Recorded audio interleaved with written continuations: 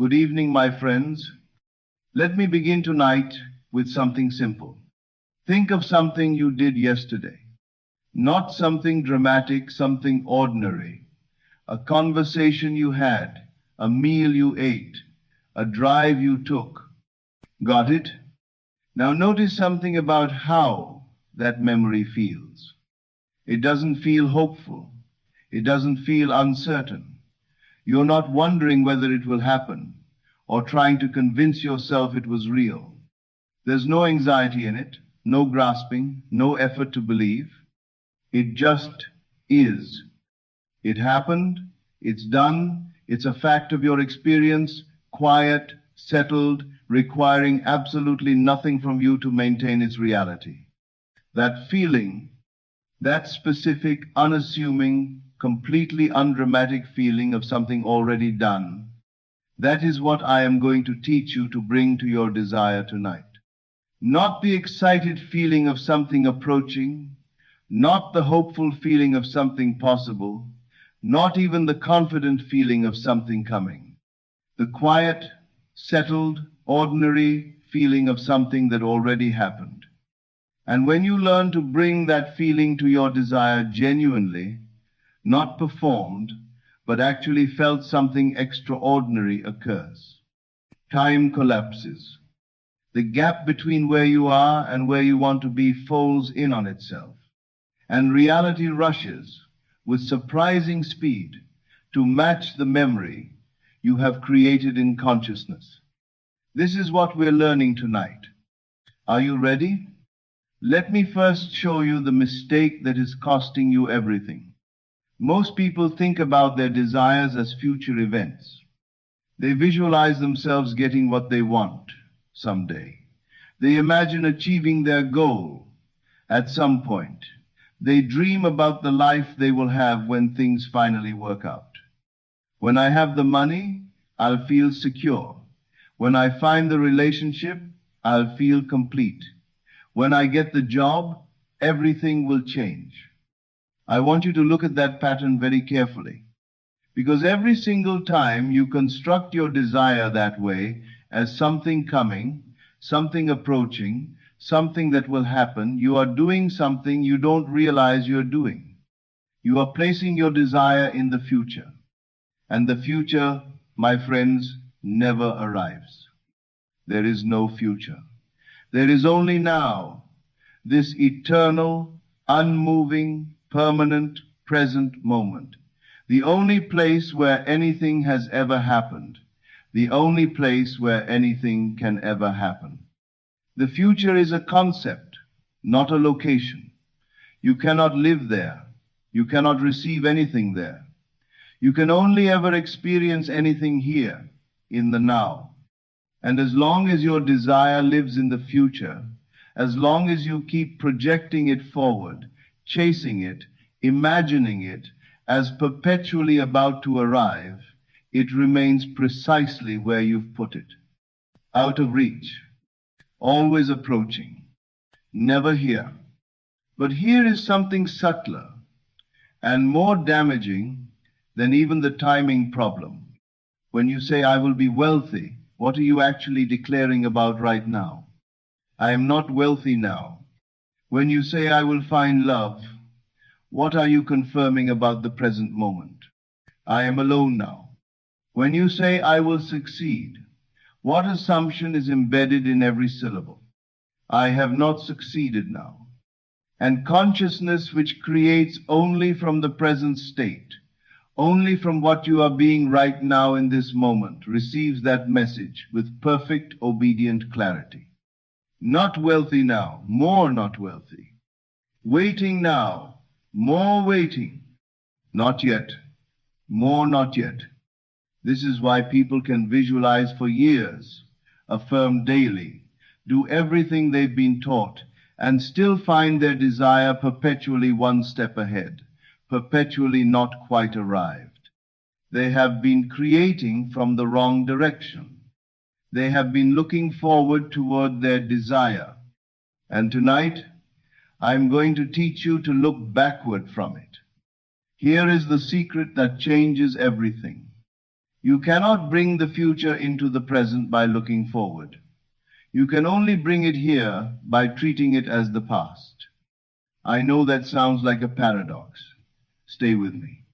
When something is in the past, what is your relationship to it?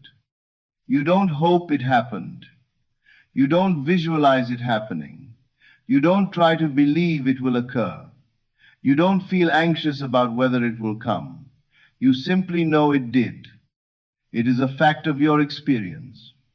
It is real with the quiet, unargued reality of all things that are simply and completely done. A memory has no doubt in it. A memory doesn't need your help to remain real. A memory simply is settled, certain, accomplished, requiring nothing from you except the occasional act of recollection.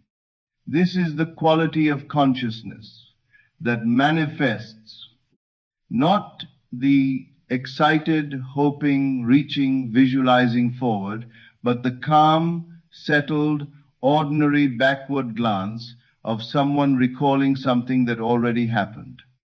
And here is the technique, the thing I want to give you tonight. You can create that quality of consciousness about something that hasn't happened yet in linear time. You can construct a memory of the future. And when you do, when you genuinely inhabit the felt sense of remembering your desire as a past event, your subconscious mind, which does not distinguish between a remembered reality and a created one, accepts it as fact. And when your subconscious accepts something as fact, it reorganizes everything, your perceptions, your actions, the opportunities you notice, the words you say, the rooms you walk into to match that fact. The bridge builds itself. The path appears. Reality rushes to catch up with the memory. Here is the technique precisely. Tonight, before sleep, you are going to do something unusual. You are going to teleport. Not forward to the moment of getting your desire that still has the energy of becoming, of arriving, of transition. I want you to go further than that. Jump ahead to a moment after your desire has been fulfilled and has had time to become ordinary. If you want money, don't imagine receiving it. Teleport 3 months after you became financially free. The money has been there long enough that it no longer feels exciting. It feels normal. It's just how your life is now. If you want a relationship, don't imagine meeting someone. Jump to 6 months into the relationship. The newness has settled. This person is simply part of your life. You can't quite remember what it felt like before them. If you want a healing, don't visualize recovery beginning. Teleport to a year after your health returned. Your body feels simply like your body again, capable, present, unremarkable in the best possible way. After, not during, after. Because after has the energy of being. During still has the energy of becoming. You want the feeling of already settled into, already normal, already just. This is my life. Now from that future position, you are going to look backward. You are going to remember. You are going to recall how it all came to be. Not project forward to how it might happen. Remember back to how it did. Let me make this specific. You want a beautiful home. You've been trying to manifest it. You've been visualizing receiving it, imagining the moment of getting the keys, picturing yourself walking in for the first time. Tonight, instead, close your eyes and teleport. You are now sitting in that home, 6 months in. The boxes are long unpacked. You know where everything is. This is simply where you live.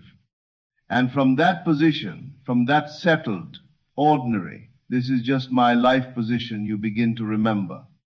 I remember the day we got the keys. I was so relieved. Everything had been so uncertain for so long, and then suddenly it was just done. I remember calling my mother from the driveway, barely able to get the words out. I remember the first morning I woke up here, that particular quality of light through the bedroom window, and thinking, this is real. This is actually mine. Do you feel the difference? You are not hoping, you are not visualizing, you are not trying to believe. You are remembering. And remembering carries a quality of consciousness that forward projection simply cannot access the settled, unargued, quietly certain quality of course. It happened. It's done. Now let me explain why this works at a deeper level. Because understanding the mechanism will make your practice more powerful. Your subconscious mind does not have a calendar. It does not experience linear time the way your conscious mind does. It does not distinguish between this is a memory of something that occurred in 2019 and this is a memory I constructed in my imagination tonight. To the subconscious, a memory is a memory, and memories are facts. When you consistently, repeatedly, with genuine felt emotion, remember your desire as a past event, your subconscious receives a signal of absolute clarity. This happened. This is real. This is a fact of experience. And from that signal, it begins quietly, without your conscious management, through processes you could not plan if you tried to reorganize your entire reality to match. The right thought occurs to you at the right moment. The right conversation happens with the right person. You notice an opportunity that was always there, but was outside the range of your previous self-concept. The bridge of incidents forms, not because you figured out how, not because you forced it, but because your subconscious, operating from the assumption that it is already accomplished, naturally guides you toward the physical conditions that match the inner reality. And here is the crucial point about how, when you remember something that already happened, you don't ask how it happened. You know it did. The how is irrelevant, historical, already sorted. This is the ultimate form of detachment from the mechanism of manifestation, not because you have practiced non-attachment as a discipline, but because from the position of someone remembering the past, the question of how doesn't arise. It happened. Obviously, it happened somehow. The details are just details. And when you release the how, when you stop trying to figure out the path, to see the bridge before you walk it, to understand the mechanism before you trust the law, the universe, unobstructed, has infinite ways to bring your desire to you. Ways you could not have planned. Ways more elegant and more precise than anything your conscious mind could have designed.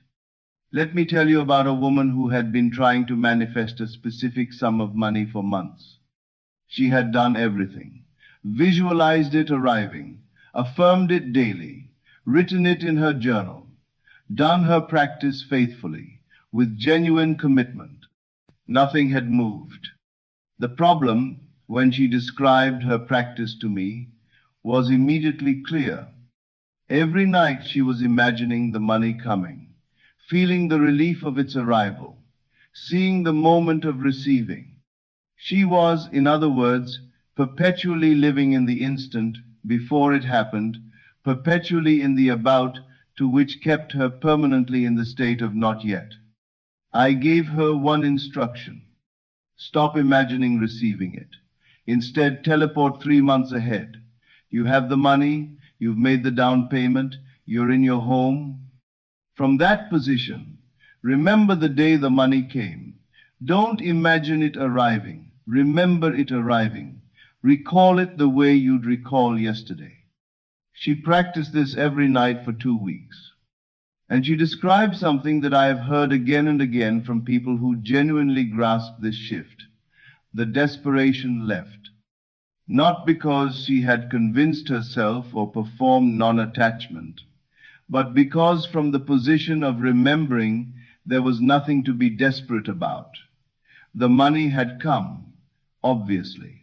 She remembered it. What was there to be anxious over? The present tense reality of her circumstances hadn't changed, but the quality of her inner state had shifted completely from hoping toward to remembering from. 3 weeks later, her aunt called, offered her the precise sum she needed as an early inheritance. The money arrived from a source she had never considered, through a relationship she had almost forgotten existed. It came easily, quietly, without drama, as though it had been waiting for her to remember that it was already hers. Let me give you the language of this technique, because the language matters. The language shapes the felt sense. For money not, I hope the money comes, I'm trying to manifest abundance. But I remember when that finally resolved. I remember the relief. I remember calling my brother and not being able to explain it properly because I was laughing too much. That was what, 3-4 months ago now? It still doesn't feel quite real. For love not, I want to find someone. I'm working on attracting a partner. But I remember when we met.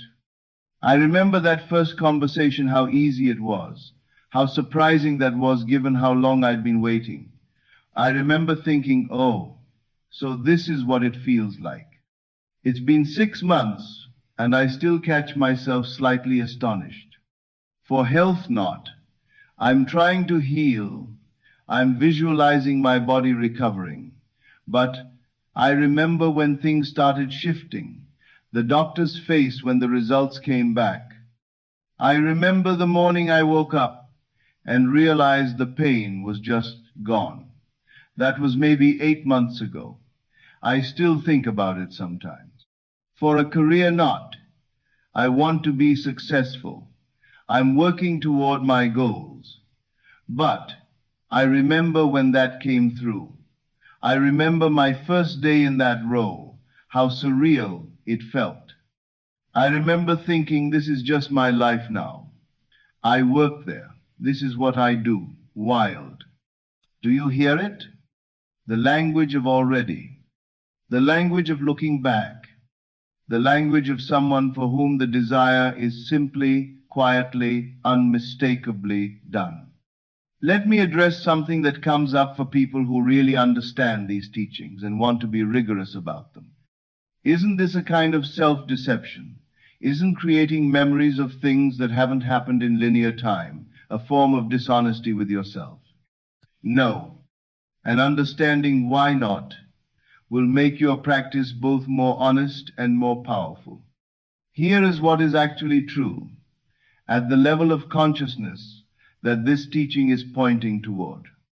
Your desire already exists, not as a future event, not as a possibility waiting to be created, but as a fully existing reality in the infinite field of what is the complete field of all that is and can be, from which physical experience is continuously drawn.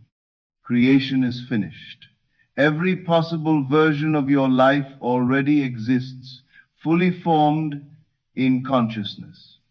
What you experience in linear time is simply a sequential unfolding of states you have accessed in consciousness through assumption, through imaginal act, through persistent inner identification with one version of reality over another. When you create a memory of your fulfilled desire, you are not making something up.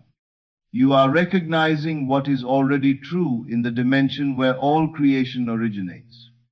The memory you construct is not a fabrication. It is an act of recognition, a reaching across the apparent gap of linear time to touch what already exists and bring it into conscious relationship with the present moment. This is why it works.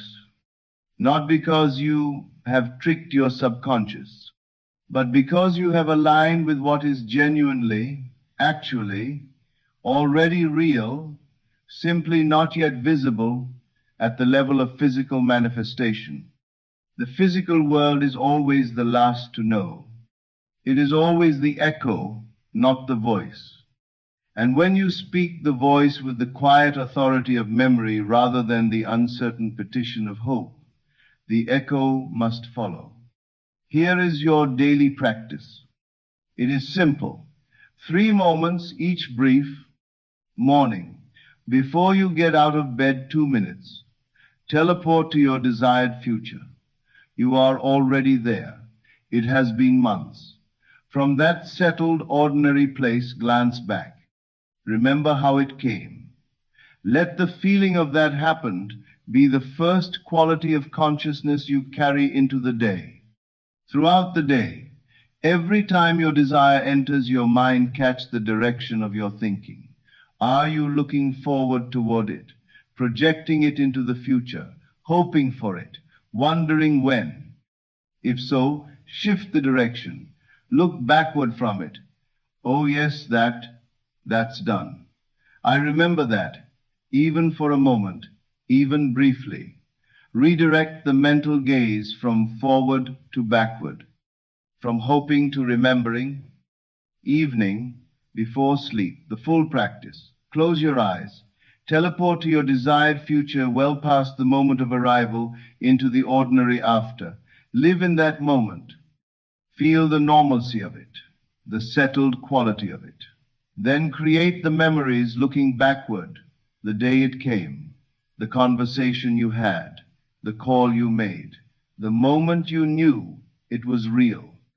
Make the memories vivid, specific, sensory, the kind that stick, and fall asleep inside the feeling of remembering, not the feeling of wanting, not hoping, not visualizing forward, not trying to believe, remembering. Carry that quality into sleep and your subconscious will carry it through the night, working quietly and without your interference toward the physical conditions that match the inner fact. I want to close with the deepest version of what I've been teaching tonight. When you teleport to your future and remember backward, you are not really traveling through time. There is no travel required, because past, present, and future are not separate locations. They are not different rooms in the house of experience, arranged sequentially along a corridor. They are all here, all now, all simultaneously present in consciousness, which exists outside time entirely, which contains all of time the way the ocean contains all of its waves. What you call the future is not a place ahead of you. It is a place that is already present in the deeper sense of that word, the sense that means fully real, fully existing, fully accomplished, simply not yet perceived through the slow instrument of physical sense. When you remember your desire as already done, you are not creating a fiction about the future. You are removing the illusion that it isn't already here. You are recognizing a truth that has been true all along. It already happened, not tomorrow. Now, in the only dimension that actually creates, in consciousness, which is the substance from which all time and all things are made. Your desire is already done in consciousness. The only question has ever been whether you are willing to remember it. So tonight, before you sleep, close your eyes, teleport, go past the arrival, past the transition, into the ordinary, after into the life where it has been yours long enough to feel unremarkable.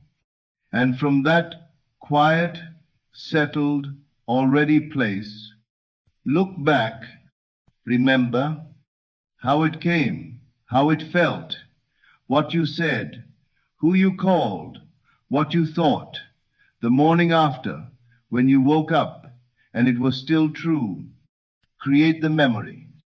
Feel its specific, unexcited, completely ordinary weight, the weight of something done, and fall asleep inside that feeling, not hoping, not wishing, not reaching forward through time for something not yet here, remembering, and let reality, which is always, always the last to know, rush to catch up with the truth you have already touched. Good evening. This is Neville Lectures. I'll see you again in the next video.